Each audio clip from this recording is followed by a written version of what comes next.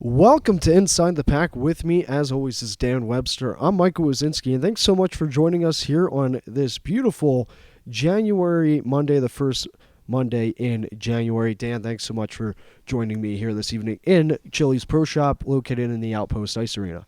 Indeed. Happy to be here. We've got a lot to talk about. There's been a lot going on since we did our last podcast. And I can't wait to talk to you about the New Year's Eve game because, boy, was that fun.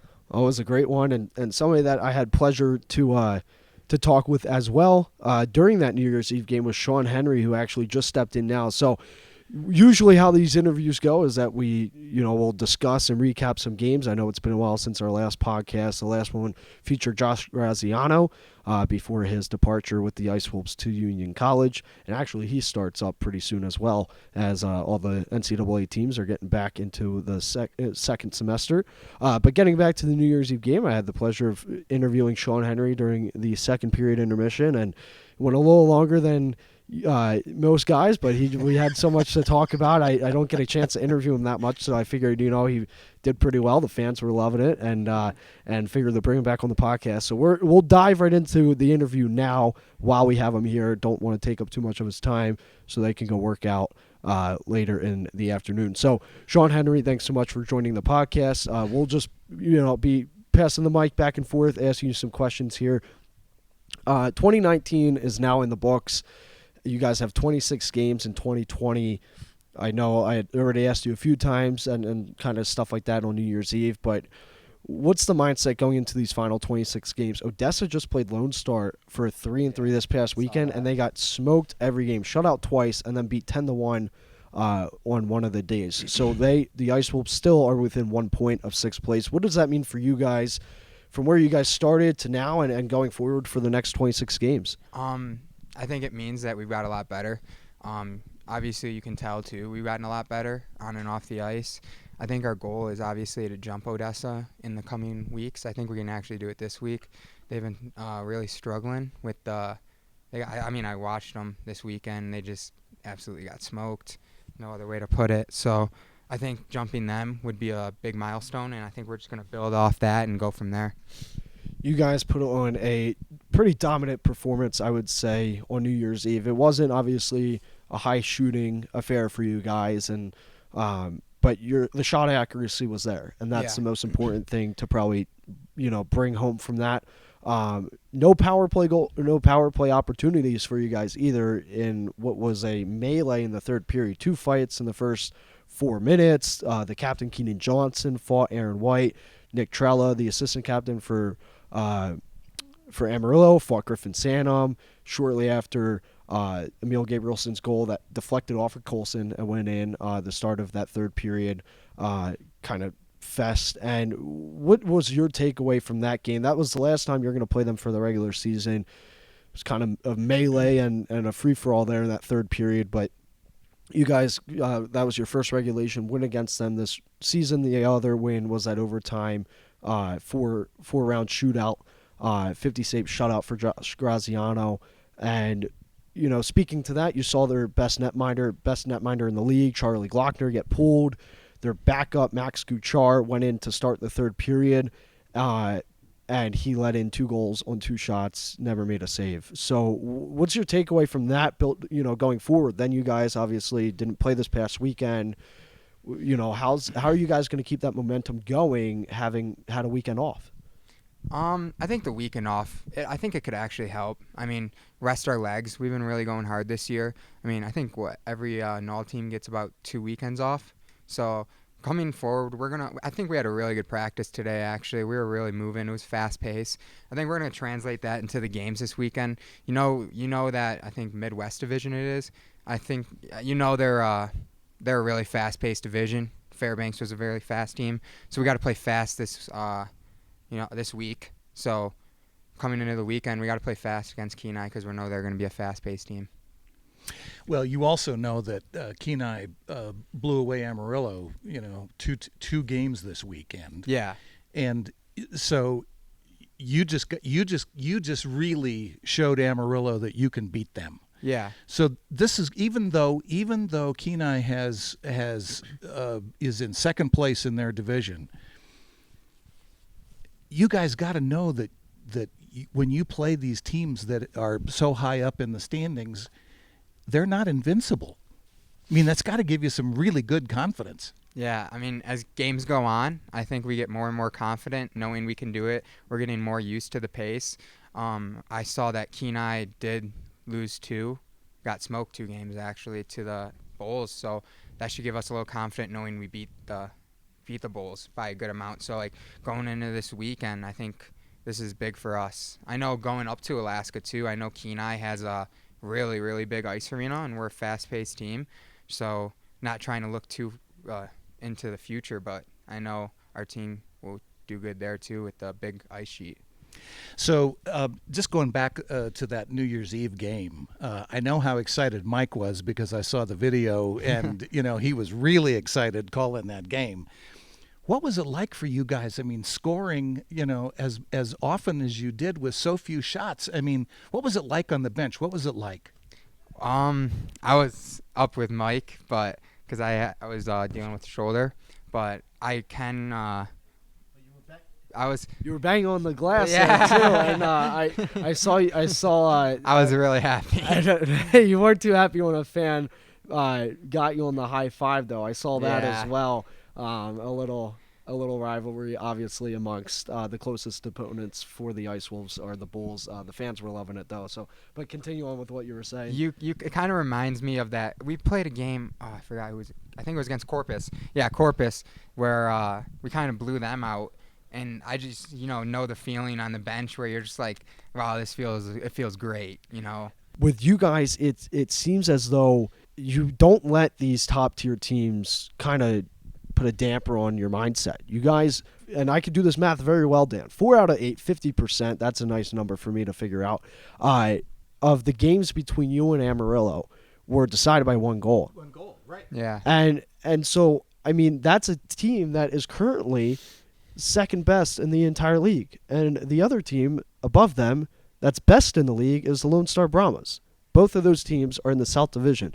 So you just beat a team that is now in the second place in the league standings-wise. New Jersey's at 49, Amarillo's at 53, Yeah, Lone New Star's Jersey's at really good. 57. And now you're going to go up against Kenai, who, like Dan was saying earlier, dropped down to second. Fairbanks has it. For this entire stretch, though, of January, you're playing minus 1 game, which will take place on the final day of January against Topeka. You'll be playing the Alaska teams this weekend against Kenai, next weekend in Fairbanks, and then the following weekend in Kenai. So what's that do for you guys, knowing that you're going to be playing outside your division, but it's not like you're going to be playing Springfield or the Magicians, who are in the bottom of the Midwest. You're playing the top 2 teams out of that Midwest division. I mean, nothing's going to change. We're still going to come out and bring our best game to any team we ever play. I mean, one thing I can say about our team is we always work our hardest. We'll never just not work hard. I mean, we really have nothing to lose here, so obviously we're just going to go out and give it our best. I mean, I honestly think we should be able to take these 2 teams easily. We know we know how Fairbanks plays. We know what we have to do to beat them. And yeah, I mean, we're going to see Kenai this week. And what's the game plan? What was the message? I know, you guys obviously had a very light weekend, and everybody's getting back to healthy. Like you were saying, you were out there practicing, shoulders feeling great from what you were telling me earlier today. And going forward, what has been the message from head coach Phil Fox or associate head coach Keenan Kelly about this Kenai River Brown Bears team that you guys have? This will cap off the final team that you guys have to play against this season, and you also finish your season series with them and the Ice Dogs during this January stretch, and then it's going to be all South Division opponents from here on out. Fast pace. We came out. We're skating hard today.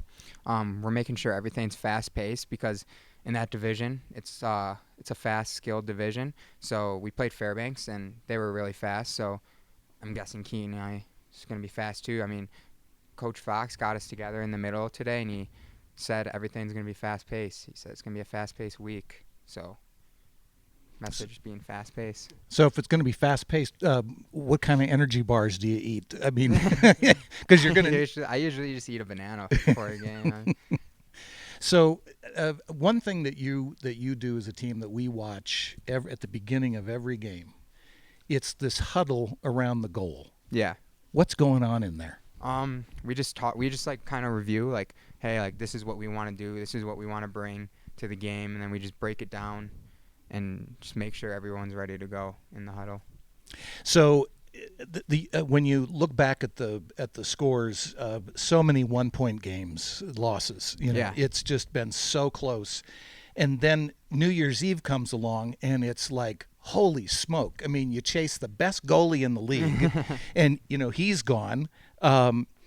So, I mean, you come back, and you're getting ready. I think you just got to be flying high, you guys. I mean, never too high, never too low. I mean, we got to stay, Stay focused. We gotta just keep trying to jump teams. Playoffs are not out of reach, so just keep moving forward. Keep moving in the right direction here.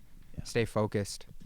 Any New Year's resolutions for you, or maybe that the team came up with going into the last 26 games of your inaugural season? Haven't really put much thought into it yet, but I'm a big Catholic, so usually I do something for Lent, so probably that. Okay.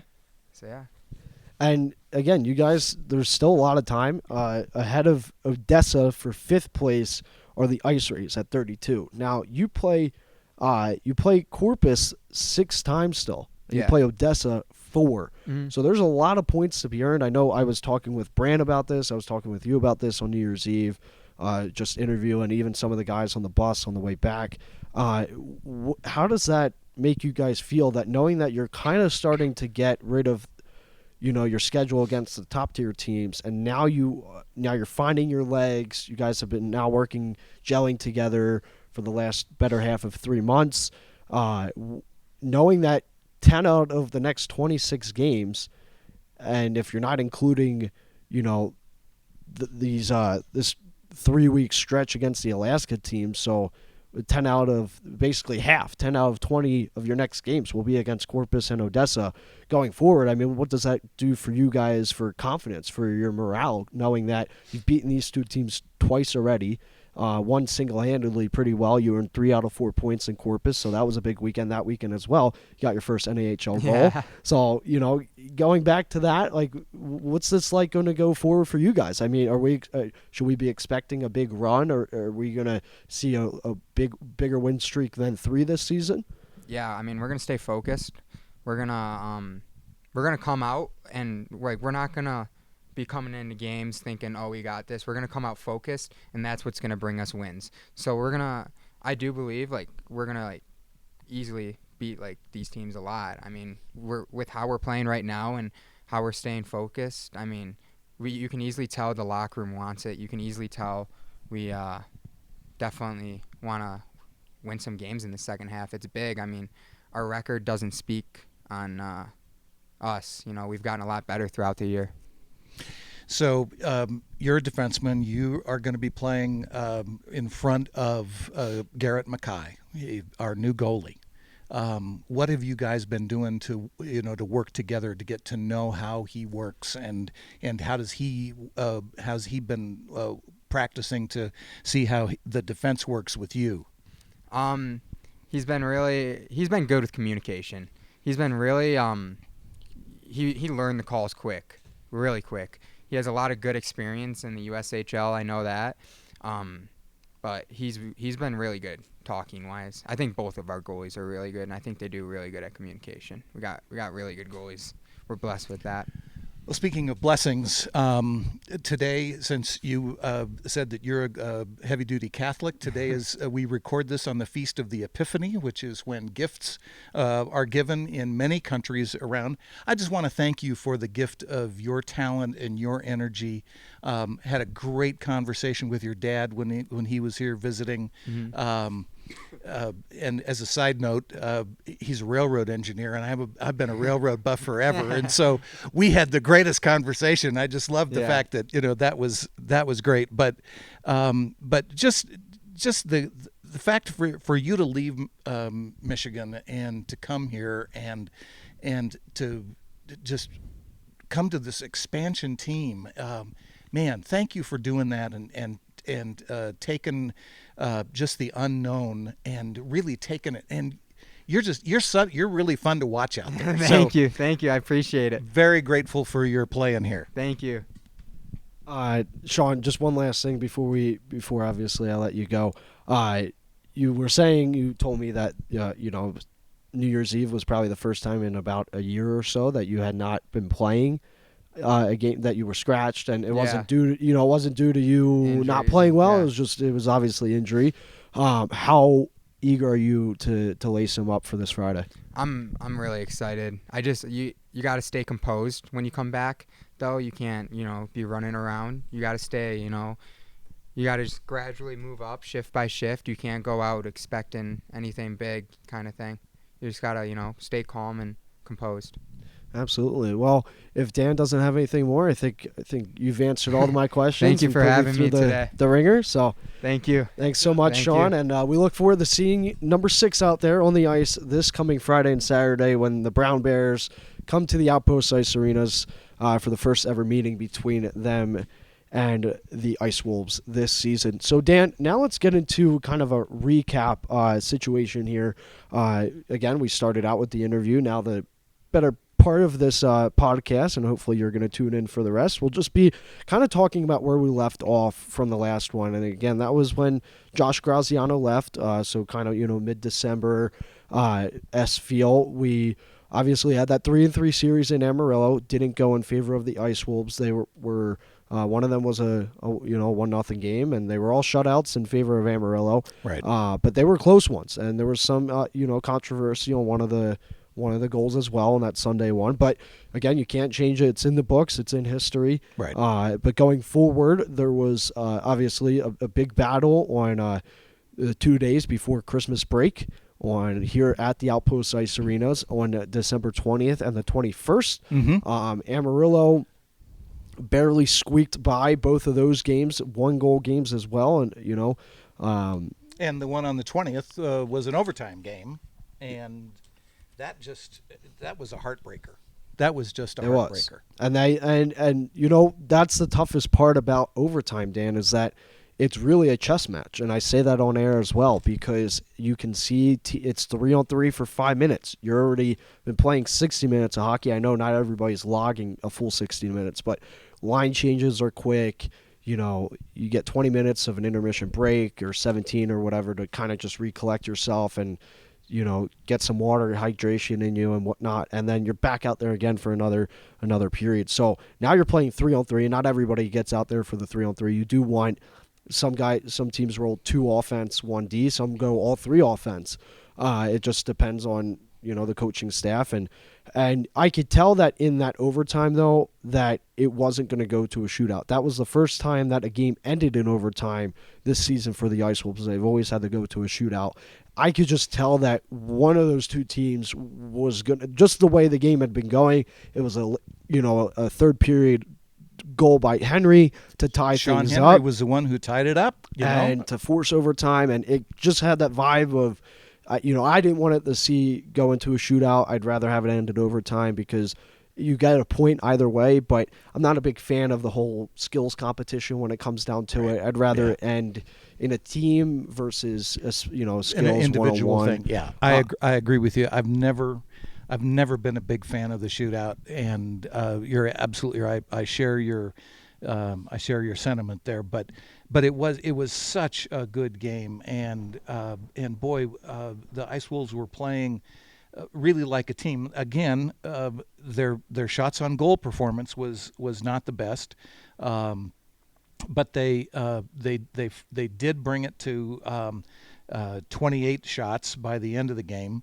But their first period was only 9 shots, and that was a tough one. But that was just a great game. Unfortunately, it ended with a 4-3 win in overtime for Amarillo. But the next night we came back, and it was another game that ended by a 1-goal margin. It was 3-2 Amarillo. Yeah, that last goal was a power play goal thanks to Logan Martinson, a shot just from the point. And we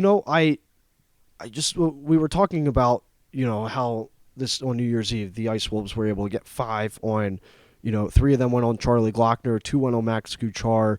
Glockner, the best goalie in the league at the time. Guchar, one of the top 10 overall. And they chased him. They chased Glockner out of the net. He allowed 3 goals on 15 shots. Yeah. At one point they were, 3 on 15 because they ended with 17. At one point they were scoring 1 goal every 4 shots. And one of those goals was a third period goal scored by Emil Gabrielson very quickly into the period, not 54 seconds in, if I can recall. He just came down center ice from the Ice Wolves' own zone, brought it right in. He was on the far side and just took a shot onto Guchar, who started the third period. Glockner was pulled after 40 minutes, and Guchar, it initially hit the crossbar. Then it bounced off of Colson and went in the back of the net, giving Emil Gabrielson an unassisted goal. Though there have been so many times this season, Dan, where the Ice Wolves have had those types of goals go against them. I mean, we've seen it here where absolutely. It unfortunately bounced off the skate of Keegan Langfells and stuff like that. But when that's going your way, it's something else. I mean, you can just tell that you're going to win that game because the hockey gods are now helping you out. You prayed to them before puck drop, and they answered you. And that's what happened in that game on New Year's Eve is that, I always say it, and it's always going to be true no matter what sport you're playing in, even basketball, even, baseball, football. You can throw the football 40, 50 times and still lose a game. Or you could throw it 5 times and win the game. And you could take 1 shot and win a game, or you could take 50, like the first ever meeting between the Bulls and the Ice Wolves, and go into a 4-round shootout with your team losing. Right. And that's just how the sports world works. That's just how, it's so unpredictable. And the Ice Wolves went 5 for 17. They went 2 for 2 in the third period. They've never had 100% in a period before, and I don't know many other teams that have. That's very hard to do. However, that does tie their lowest in a period at 2 shots, and I know that's going to be a huge talking point for the coaching staff and the team. That's to try to get more shots on net, obviously. And they had tons of opportunities to even score more than 5 goals, and the Bulls also had a fair some grade A scoring chances as well, but Mackay was standing tall on his head, 38 saves in his first ever NHL win, so congratulations to him. And I just think this team is starting to really propel themselves into an even better direction than they were at in 2019. And that's exactly what Sean Henry said. He was talking about how this team has been gelling. And I would say when you start describing what was happening in that 5-2 win on New Year's Eve, that's when, and I'm not a coach, and I would never even presume to be, but every once in a while there's a time where a team finds its groove. They get into a groove, and it's like, as you say, it's almost any shot goes in. There's just something going on, and finding that groove is critical. Yeah, so it started out, Emil Gabrielson had 3 points on New Year's Eve. 2 goals, 1 assist, and that was a huge part. He was actually a big reason why they got that 5th goal, because if you recall, if you're listening to this podcast right now and you're like, man, I missed out on the games. I don't have hockey TV. And go to the website. Go to the website. Go to the website. Go to our YouTube channel. Yep. We upload all the goal highlights from our previous games. That's why I said, because I don't have hockey TV even at home. But in watching your video clips that you put on the thing, I could tell how excited you were. And I was even more excited that when Gabriel's second goal, the one that deflected off of a Bulls player and went in, because it caught me completely off guard. And you could tell by my reaction, it was so... like, oh my gosh! Yeah, I just couldn't... I was beyond myself at that, because you don't expect that. And I called it right. It hit the crossbar, bounced out, and all of a sudden it hits off their guy and goes in. I mean, that's just getting shots towards the net. Another thing that can help you score goals is just being really good against the boards and working hard on just being an offensive presence and wherever the puck may be or maybe where it's going to. Philip Ekberg and Emil Gabrielson are the sole reason why Drew Lawrenchak got the 5th goal. They worked, the puck was below the goal line. You could see it in the highlight too, that they were getting bodies out of the way behind Max Guchar. There was a few Bulls players down there, and the Ice Wolves just wanted that win more. They wanted that game more than the Amarillo Bulls, and that's what it came down to. And you saw Emil Gabrielson just rip the puck away from the boards. Drew Lawrenchak saw that nobody was covering him in the slot. He was going to go down and help out against the boards, and then you can see him go back because he's like, hey, nobody's covering me. If we get this board battle, I'm sitting right in the slot 1-on-1 with their goalie who is 0 for 1 this period. Emil Gabrielson passes it right back to him. He takes a forehand shot far side on Guchar, and it's 5-2, and that's where it ends. And that's their second and only shot of the third period, and and they're go 2 for 2. I've never seen anything like it. I mean, I guess the only thing that they could do better would be go 3 for 3 or even higher. But I think take it at that point. What happened in that third period? What was happening specifically in that last 20 minutes of regulation? I was joking around with some of the scratch players on the way back, and obviously the team is so upbeat after wins, and that's how every sports team ever is after a win, especially after they crack the code on Amarillo. Exactly, on the 8th and final meeting against them. But I was joking around with some of the guys, and I was like, hey. So you're buying a lottery ticket now, right? You know, or you after what happened, you have to. I mean, the luck that they had, you don't go 2 for 2 that often, or even to start a period, let alone go 2 for 2 over 20 minutes. So I just think the luck was on their side that game, and hopefully it transpires over into 2020 as they have clear vision going forward. I agree with you about the luck part, but I also agree with what Sean Henry was talking about in terms of the way this team has been working so hard. They've been working so hard to improve what they do. I just can't I can't say enough good things about both Keenan Kelly and Phil Fox. They have just done marvelous things with these kids, and I just think this team. We said it in October that there was a turnaround, and now we can say it that this team has really found, I think, its groove. I think we're going to see some really good games this weekend against the Kenai Brown Bears, Friday night and Saturday night here at the Outpost. I'm just really looking forward to seeing the boys back home. 7:30 on Friday, 7 o'clock on Saturday. Make sure you get your tickets at tickets.nmicewolves.com. Come out, enjoy the only home games of January. It's going to be a long stretch of road games, Dan, and we could get into that more. We will have a podcast next week. This is how we're going to map it out for the fans at home. I know we have a lot that subscribe to our channel. If you're not already subscribed, please feel free to do so as well, and maybe hit the notification as well, so when we release it, you're updated on that. So this is how the rest of basically January I'll take us up to the beginning of February looks for the Ice Wolves. Home this weekend against the Brown Bears, Friday, Saturday, 7:30, 7 o'clock. Then they go to Alaska for 2 weeks. That will be their Alaska trip. They play Fairbanks next weekend. Then they finish the trip with Kenai. They'll fly back and return on Monday, pretty early on Monday morning, I believe. They will be getting back, and then they leave Wednesday, 2 days later, and then they will remain on the road because they play Topeka to end January and to also start February. So they play Topeka. That will be the first ever meeting between those two teams. And then on top of that, you have, or actually, sorry, that will be the second meeting, but this will be the first trip to Kansas for the Ice Topeka, Wolves. right?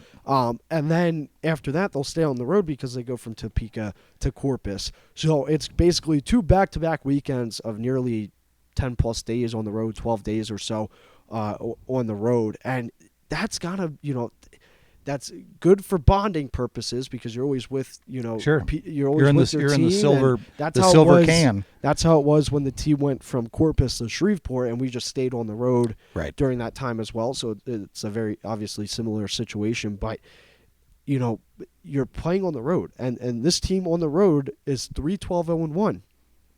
They have the same record as this team on basically on home ice as well. They're 3-13, 1-1 on home ice. So obviously, now that they're evened up in the win column on home and on the road, these next 4 weeks for them are going to be crucial. And I really think that Topeka series and that Corpus series is going to be huge for them. I know they have played Fairbanks before, and Fairbanks is a very fast team, like Sean Henry was saying, as is Kenai. I'm sure we're going to see that this weekend. Midwest plays a different style of hockey, but we swept Topeka. That was our only sweep this season against the team.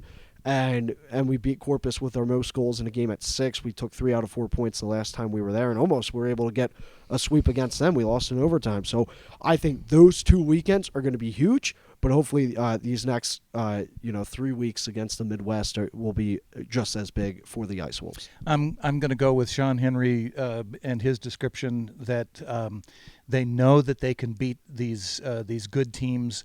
They now have proven that to themselves. I think the confidence factor is going to be a lot higher. I think that even though they're going to be on the road, I think they know that they're going to be taking on, again, the first and second right now, the first and second teams in the Midwest Division, the Kenai River Brown Bears. Kenai is in the second place. Fairbanks is in first place. So but I think that as you got to it when you were talking about that, they're no longer intimidated by the records and the stats of these teams, and the confidence building game on New Year's Eve, I think, was the second huge turning point for the Ice Wolves in their inaugural season. They are currently 17 points away from the Ice Rays, 1 point away from tying the Odessa Jackalopes at 6th place. The Ice Wolves have been in 7th since day one of their inaugural season. So it's not if, but when they move out of 7th place. I don't, if we're on the road for that, if this happens, it could happen this weekend, and that locker room's going to be buzzing, or it could happen next weekend, when we're on the road in Alaska. And right. And when that happens, again, not if, but when they move out of 7th place, the entire state of New Mexico should erupt. I mean, this I know the team will. I know there's going to be, obviously, the top 4 teams of each division go to the playoffs, so they still have to try to get to 46 right now, is where the Shreveport Mudbugs are at 23-11. So obviously they have a big hill to climb to get to there. Will they be able to get a 4th place spot by the end of the first weekend of April? Well, that on their 26th game here in 2020 to cap off their 60th game in their debut season in the North American Hockey League, we don't know. But I can tell you this, it really helps them that they are now starting to find, they're clicking a lot more than they were, right. Obviously in the first 2 months or so. This past December was rough for them for sure. They obviously went up against Amarillo for 6 straight games. Nail-biter games, 3 one-goal games right. out of that series, and very close ones. They played Shreveport as well during that beginning of December, mm-hmm. And it was obviously a tough matchup for them for the month of December. They only managed to get 1 win during the entire last month of 2019, and that came on the last day of 2019. Right. But going forward, I mean, now you got teams like Corpus that you're going to see 6 times in 2020. You're going to close out this regular season. You're going to see Odessa 4 times to close out 2020. So that is just, to me, that's a big talking point, because those are points that you have to get. Right. In every single game, you have to at least get 1 point. Whether it's going to be a nail-biter, an overtime, or a shootout, but you can't leave that point on the board, because that's going to go a long way to maybe you possibly getting into 5th place. I know they're 17 points out, but say, you have a fairly good shot at getting past Topeka, and you pick up some points along the way, and you finish off the long 4-week home stretch, the longest of the season, against Corpus, and you pick up, 4 points there, and out of the 6 times you play them, you win 5 of them. Well, it's 10 points right there, Dan. Right. And those are points that, okay, if the distance stays the same and you keep staying 17 behind, well, if you pick up those 10 points against them, now you're only 7 points away by the time that you're reaching, close to the end of the season, and you can still kind of wrangle up some points here and there. It's going to be tough, and they're going to have to go on a crazy and possibly historic run to get into a playoff spot. They're not. It can be they're done. not mathematically eliminated. No, yet. not at all. Their max points are in the 60s right now, and there was only 2 teams that I think the last time I calculated it, they could get to 67. There was only 2 teams last year in the South Division that got more than that in a playoff spot. Amarillo finished with 98, Lone Star in second with 70.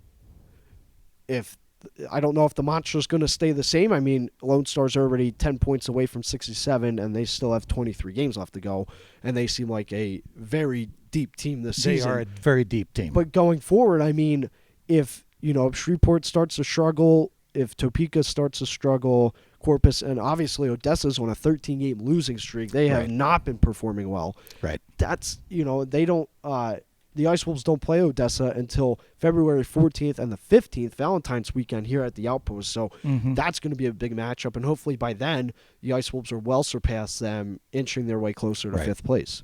No, you're absolutely right. They're not mathematically, but I got to go back. I loved Sean Henry's description of the team and how they've just come together. And I just think they found their groove that's going to be up to the coaches to help them keep that groove if they can do that. And I know that they're going to be making some lineup changes, and that's always a challenge when you bring in new folks, but that's just part of the game. That's just part of the game. And so the coaches have their work cut out for them. The kids are gelling, and as you say, there's going to be a lot of team building on that long road trip. Those 4 weeks that they're on the road. It's going to be a challenge. They're only going to be back here for a little bit to do some practice on ice here, but for the most part, they're going to be on the road from the middle of January to the beginning of February. So it's going to be fun. It's going to be fun to watch these games. All of the games that the away games that the Ice Wolves play are on the screen up here at the Outpost. So if you're here in Albuquerque or anywhere within driving distance, if you want to come up here on those Friday, Saturday nights, you can see the games on the screens here. Get some food from the grill, and just enjoy watching the game with some fans who want to see the away games. Yeah, I heard there was a great turnout on New Year's Eve. I mean, there was a good amount of fans here. There was public skate going on and whatnot from, I think it was 6 to 10:30. 6:30 to 10? 6:30 to 10:30. Yeah. And watching the ball drop on one screen, they had the Ice Wolves game on another screen as they, again, were going up against Amarillo. And on that day, once puck was dropped, it was the Ice Wolves, or going into that game, the Ice Wolves were 0-6-1 in their last 7 games. So that was their streak. The league breaks it down what your streak is on and what your past 10 is on. The Ice Wolves are now 2-6-1-1 in their last 10 games on a 1-game win streak. But going into that game, they were 0-6-1. So they had lost their last 7 games. On the flip side, the Bulls had won their last 7 games, with 5 of those games, Dan, being won against the Ice Wolves. So 5 of their 7 straight wins were against New Mexico, and they had their streak snapped by basically just getting not only in the fights, because that was the first time that we had really seen a fight in over a month or so. I'm still have to go back and look and get that fact for this weekend to talk about. But, they really just manhandled the Bulls on New Year's Eve. And and I would, and honestly, I would love to say this. I would love to see another game against them this season. Whether I wish we could schedule another game and if we get into the playoffs, just to see how different that game would be, because if you get into the playoffs, that might happen, and it very well could be, because the playoff format works basically first place 4th, second place 3rd. So right now it would be Lone Star against Shreveport, and then Amarillo against Topeka. Topeka's barely hanging on by a thread as well. They were in the first place for a while, and then they dropped after losing their top goaltender to the USHL. Langford is now with them, and they're only 3 points above Shreveport, who again is sitting in 4th place. So Topeka could just as easily start dropping as well out of a playoff spot if Corpus, starts pulling some things together. There is a big difference between the top, 4 teams and the bottom 3 teams in the South Division. From Corpus in 5th place to Shreveport in 4th place, it's separated by 14 points. So 7 games back are the Ice Rays in terms of a playoff spot, and that's a big ground to make up. And the Ice Wolves have played 34 games in their inaugural season. They have 58 goals for, 124 goals against.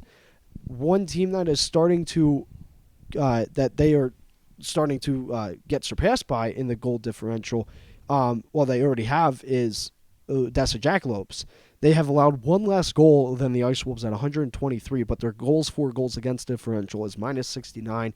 They have 4 less goals for this season than the Ice Wolves do at 54. So, like I was saying, they play Odessa 4 more times this season. Crucial games on the line whenever they play them or Corpus.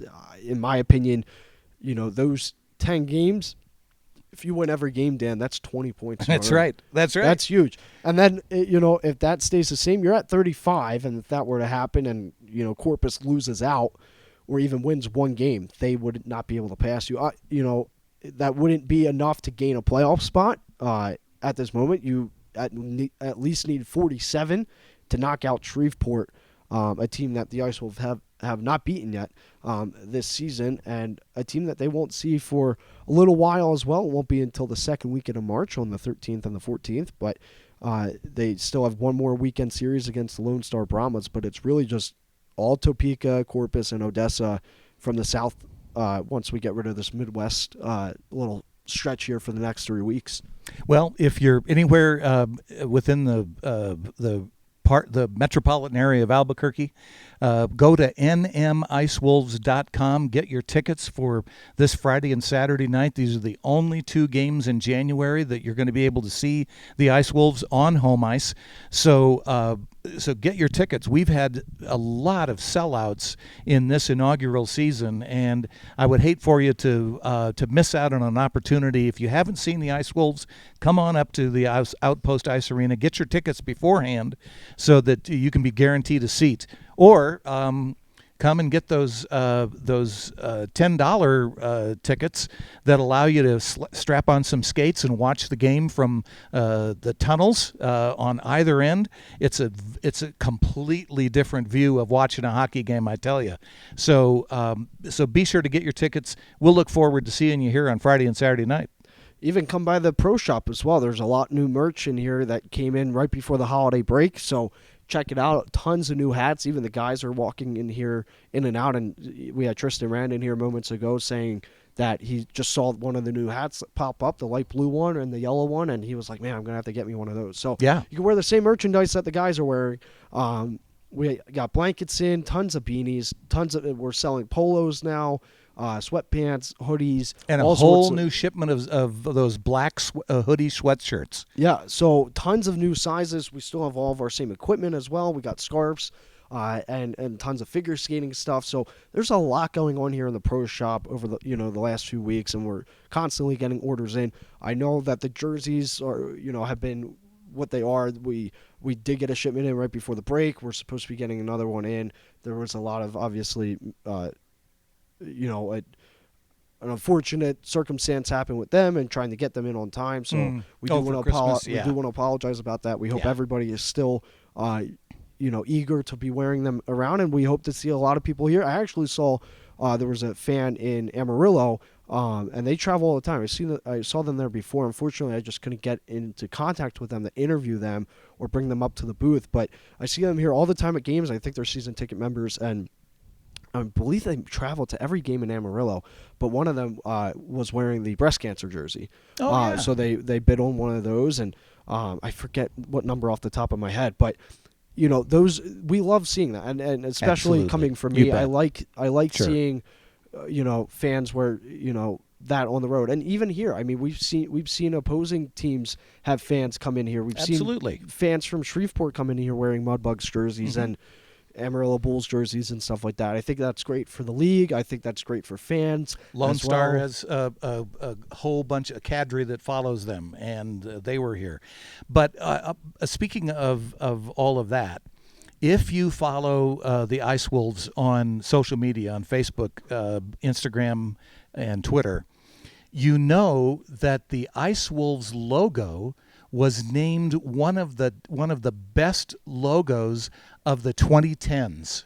And so the past decade, they had this big image that was on Facebook of all these different logos of all these different teams from all over the country, and sports logos of many different sports.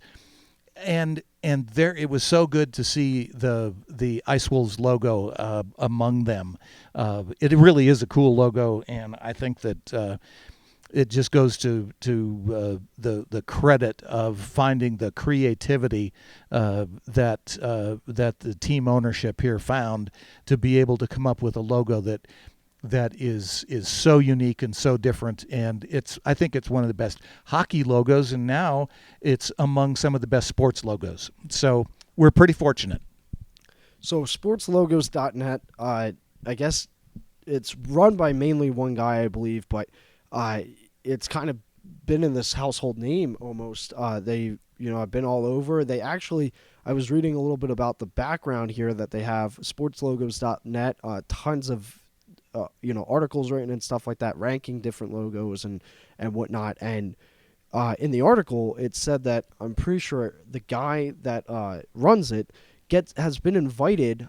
Chris Kramer. Chris Kramer has been invited to like inaugural openings of sports teams Oh, and no like kidding. like logo unveilings. Oh, And for heaven's sakes. He said, it started out as a dream. He's just always been fascinated with logos, and so he did the best logos of the 2010s. And right there towards the bottom, the third row on the bottom is the Ice Wolves. There's other logos in here from hockey. There's baseball. There's football.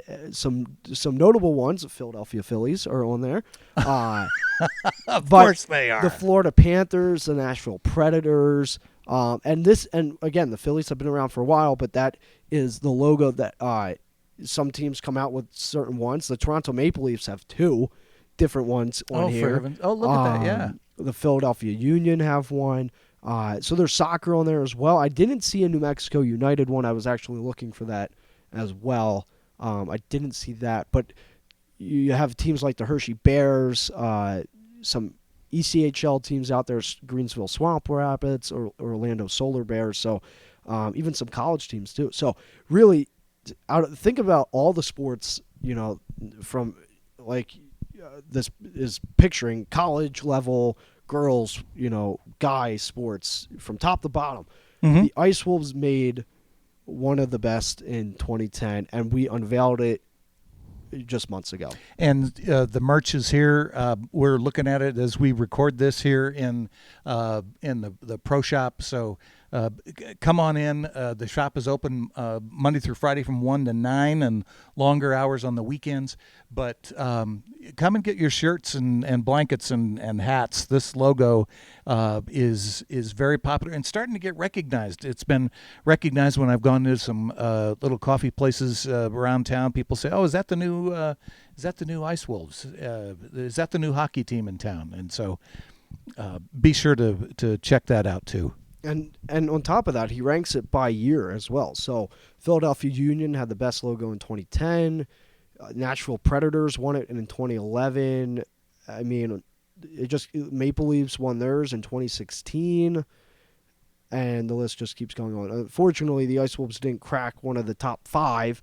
Southern Illinois won theirs for 2019. They also had the Idaho State Bengals, Miami Marlins, Arizona Hotshots, and LIU Sharks NCAA team. So they were the top 5 overall in 2019. Yeah. But over in the last decade, the Ice Wolves, again, with only months and basically a year of promoting it, less than that, really have less.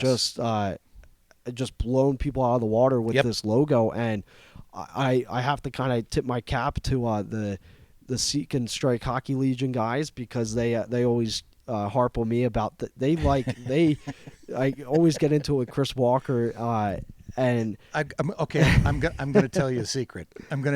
I know that you and Chris went back and forth about whether this logo was better or the youth hockey logo was better. The youth Animeice. And I said, Chris, do you really believe that? He said, no, I was just pulling Mike's leg. I know he is. But as soon as that got released on sportslogos.net, they tweeted at me. Oh, I did see that I tweet, guess. yeah. So I said, yeah, put some respect on it because it deserves it. And that is a beautiful design logo, and it has meaning behind it, and it's connected with this community, which is what you want for a brand new team. So going forward, I mean, we're getting back to the merchandise. It makes the merchandise look great. It does. Because you have the logo on it. There's so many different things you can do with the colors, too. Main colors, red and yellow. There's also teal in there. Mm-hmm. There's black. There's so many options that you can do. Yep. So we have light blue hats. We got red hats, black, yellow. We have a bunch of Howie's hockey tape merchandise as well, and that plays in part to the merchandise too. We have some gray long sleeves and gray polos and stuff. So enough about the Pro Shop. I mean, we could go on and on about all the cool stuff in here. So make sure to visit it this coming weekend. It's the only time you can during home games. You can still feel free to stop by, after work and or on a regular weekend when you're watching the games during our watch party. Feel free to do so then, too. Pick up some great merchandise here at the Outpost Ice Arenas. Dan, anything from you going forward? I mean, I think my New Year's resolution, I know we were talking to Sean Henry about his, and my New Year's resolution for this team or even for myself going forward is just to keep doing, what I'm doing. Keep trying to get better with every game and make sure that you got to enjoy it while it lasts. You don't know how long these guys are going to be around, and some of these guys might leave after next year. Some guys will age out, some might get committed and maybe or end up on another team. So you never know. So you just have to enjoy the ride. So that's my New Year's resolution for this year, at least for the next 26 games, is to just enjoy it, do the best I can, and hopefully see tons of Ice Wolves wins throughout the next few months. My resolution is to try to keep doing as many good interviews or get better interviews between periods on the hockey broadcasts, and also to just enjoy this ride. As you say, it's an inaugural season. It's something to watch. It really is, and I'm just very grateful to be part of it. So gratitude is probably something that is going to be a hallmark of 2020 for me. And we have tons of promotions coming up too, as well in the upcoming weeks, in the upcoming months as well. So keep an eye on our social media. If you're not already following us, well, I don't know what you're doing because you're missing out on tons of great stuff, tons of great material. Well, if you don't do social media, you can do nmicewolves.com, and that site is updated. Alyssa Roach does a great job keeping that website updated. So nmicewolves.com. And if not, we also have an app if you're not more into the social media, but you still like getting news. You maybe have your weather app or ESPN or something like that. we have a New Mexico Ice Wolves app. So feel free. That works for Apple and Android. So feel free to go to your the store on your phone and purchase that. And we post basically almost everything on our social. Also goes on our app, and that goes on the website. So that way we're promoting it, not only social media, website, but now the app, getting more people involved. You can stay in touch with this team. On your phone and just see what's going on. I always post the game recaps, the game previews on there as well, so it gives fans a little insight as to what's coming up for the Ice Wolves and their opponent, or what happened that game if you were unable to tune in or make it out to a home game. So hopefully you can this weekend. Again, we're looking for sellouts both nights. Feel free to call in, get tickets, to show up and get tickets as well. You can do it online as well and have it right on your phone and make the process easier once you get here and get to your seat quicker. They got great deals, game day menus here at the Outpost as well for the cafe. So great things are coming to the Outpost in 2020. I know that the training facility in the parking lot is supposed to be getting done very shortly as well. So that's going to be huge for the team to start using and really start implementing a training regimen there, just be a walk across the parking lot for them. So big things are coming. Right now, we'll probably start wrapping things up. I mean, I think we really dove into this. I know we haven't done one in the last 3 weeks or so, but we're back on pace. We'll be back again next weekend as well. Just recapping this current weekend against against the Ice Wolves and the Kenai River Brown Bears, the first ever meeting between these two teams, and it's going to be a doozy, Dan, because just like Fairbanks, they were super fast, especially compared to all the South Division teams. So I'm expecting more of the same here this weekend on Friday at 7:30 and Saturday at 7 o'clock. Very good. On Hockey TV, make sure you tune in to the home side. I don't think their broadcaster's traveling anyway, so there should only be one option as well. But you can hear Dan and I breaking down the game. Hearing Dan, like he said, getting a post-period interview right near the locker room, and you can just hear the insight, and our great production crew getting every possible angle with 8 cameras now. And now we got an extra one, so let's make it 9.